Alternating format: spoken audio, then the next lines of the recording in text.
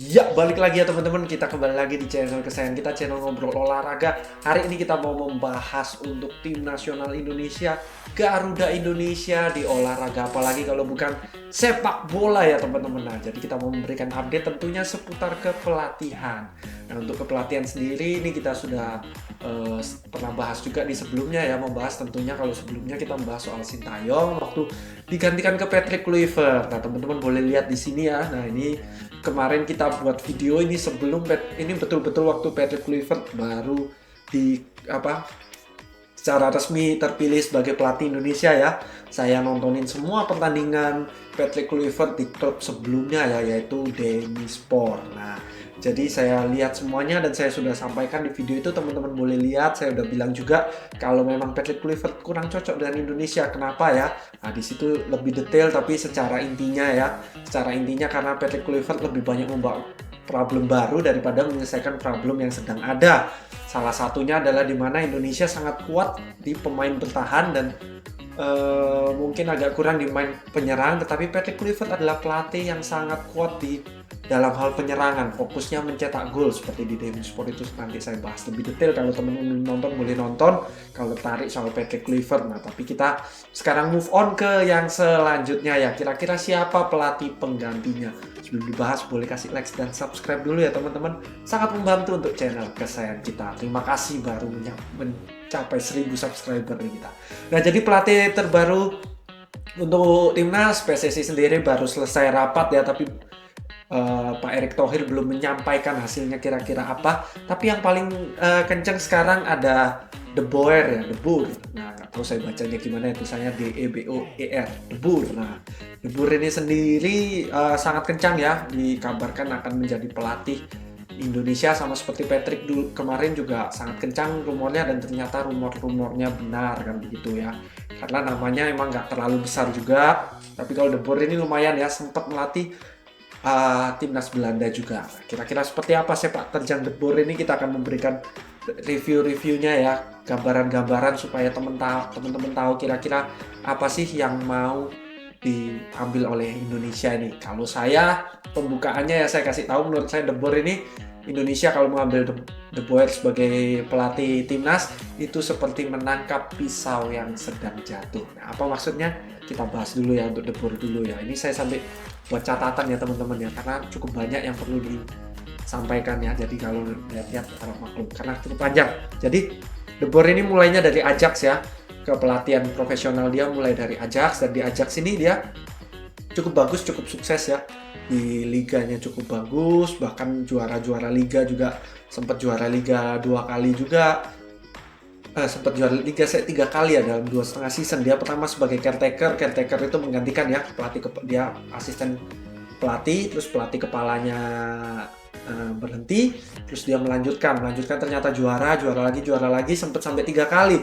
Jadi betul-betul startnya di atas ya, sangat bagus ya, bersama dengan Ajax, tim yang besar kalau di Belanda, tim terbesar lah kita bilang Ajax ya. Lalu selanjutnya sempat sampai dilihat tim seperti Liverpool juga ya, tapi akhirnya dia berkelanjutan ke Milan karena waktu mau ditarik oleh Liverpool, si De Boer lebih memilih untuk stay di Ajax. Setelah itu dia lanjutlah ke Inter Milan ya. Di Inter Milan ini mulai shaky ya, mulai tidak terlalu bagus, menempati peringkat 12 di Liga. Setelah itu di Europa League ya, bukan UCL ya, di bawahnya UCL yang Europa League, juga mendapatkan peringkat terakhir di grupnya. Nah, jadi karena itu cukup cepat ya di Milan ini, sebentar saja sudah dipecat.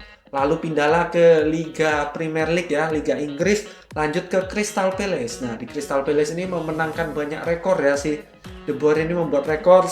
Rekor yang pertama adalah manajer tercepat, dalam artian ini ya, waktu dia memanajeri tim itu secara menit paling sedikit ya, kalau nggak salah sekitar 400-an menit, itu tercepat paling sedikit sepanjang sejarah Premier League. Lalu satu lagi, tidak mencetak gol di 4 pertandingan pertama, itu pertama kalinya selama 93 tahun terakhir ya, ada pelatih baru 4 pertandingan pertamanya nggak ada mencetak gol timnya. Nah, itu dibuat dapat 2 rekor yang mantap ya. Lalu satu lagi dapat komen manis dari Jose Mourinho, pelatih yang pasti teman-teman udah sangat familiar ya. Jose Mourinho berkata bahwa De Boer adalah manajer terburuk di sepanjang sejarah Premier League. Itu kata Jose Mourinho ya, bukan kata saya. Lalu setelah itu berlanjut dia ke Atalanta United di Amerika, lumayan juga, sempat bagus juga. Tapi setelah itu akhirnya di season selanjutnya gagal juara cup. Akhirnya mereka secara agreement untuk berpisah satu dengan lainnya. Lalu lanjutlah ke timnas Belanda. Si De Boer memegang timnas Belanda ya, sempat main di Euro juga 2020 ya. Yang mainnya kalau nggak salah 2021 itu ya. Nah, itu di Euro yang Euro Covid ya. Itu setelah lolos grup harus kalah 2-0 dari Republik Ceko. Dan kekalahan dari Republik Ceko tentunya sangat memukul ya untuk Belanda ya, karena nggak seharusnya kalah sama Ceko, apalagi saya 2-0, tidak ada perlawanan. Jadi De Boer langsung dipecat dengan cepat juga dari timnas Belanda. Lalu berlanjutlah ke tim Arab ya, Uni Arab Emirates ya, UAE, bukan yang Arab Saudi. Itu tim Al Jazeera namanya. Tim Al Jazeera ini juga kurang sukses ya, mendapat posisi ke-7 di liganya, hanya posisi ke-7 saja, dan di cupnya hanya sampai quarter final harus kalah. Maka hanya dalam waktu 6 bulan saja De Boer harus dipecat dengan cepat ya, De Boer dipecat dengan cepat. Nah, jadi apa maksud kata-kata saya tadi ya, Indonesia kalau mengkontrak De Boer ini seperti menangkap pisau yang sedang jatuh. Jadi De Boer startnya memang tinggi ya, dari Ajax sangat bagus, bisa juara terus. Setelah itu trajektorinya itu turun terus, dan Indonesia berusaha menangkap ini ya. Yang lagi turunnya kenceng nih mau ditangkap, itu akan sangat berbahaya ya. Bisa jadi malah menusuk dan melukai diri sendiri. Nah, kita kembali lagi ya, setelah dari De Boer ini kita bahas ke Sintayong dan Patrick Kluivert ya kembali. Pemecatan Patrick Kluivert juga menghabiskan biaya ya, dimana puluhan miliar juga harus dibayarkan sebagai sisa kontrak daripada Patrick Kluivert sendiri, sedangkan Indonesia juga masih membayar lebih banyak lagi ya, hampir 2 kali lipat dari Patrick Kluivert sisa kontrak dari Sintayong.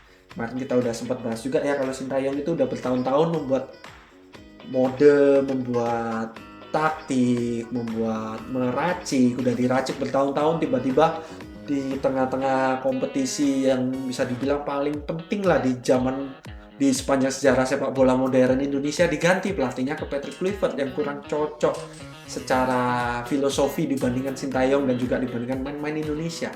Jadi ya memang dari yang video-video kemarin kita sudah bilang ya, kurang cocok, tapi kita tetap dukung, kita tetap berikan dukungan, ternyata belum maksimal ya. Tapi kemarin juga sangat aneh ya melihat Patrick Kluivert ya, di kekalahan menghadapi Arab Saudi dan juga Irak dia masih cengengesan ya, teman-teman, masih senyum-senyum, masih enjoy gitu rasanya seperti kalah. Jadi itu yang mungkin agak, kalau kalah ya kita bilang ya oke lah, sepak bola ada yang menang ada yang kalah. Tapi kalau yang lain itu pemain-pemain kalah, ada yang saya menangis, bersujud, betul-betul terpukul. Kalau si Patrick Kluivert senyum-senyum saja itu sangat mencurigakan ya teman-teman. Nah, menurut teman-teman gimana? Boleh masukkan di kolom komentar. Dan juga untuk pelatih baru Indonesia, kira-kira menurut teman-teman siapa sih? Ada juga yang rumor-rumor terbarunya juga asisten pelatih dari Uzbekistan ya. Atau teman-teman mungkin punya info, boleh masukkan di kolom komentar prediksi teman-teman.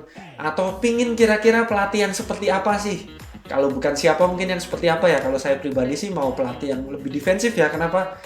Karena emang pemain Indonesia kebanyakan main bertahan. Kalau pelatihnya ofensif kurang cocok untuk Indonesia ya. Indonesia sendiri penyerangnya kan masih belum Yahud. Nah, jadi itu dari saya ya. Sekian aja untuk update hari ini. Kita akan update lagi nanti kalau sudah ada berita resminya. Jadi jangan sampai ketinggalan, boleh dikasih subscribe-nya dan nyalakan notifikasinya.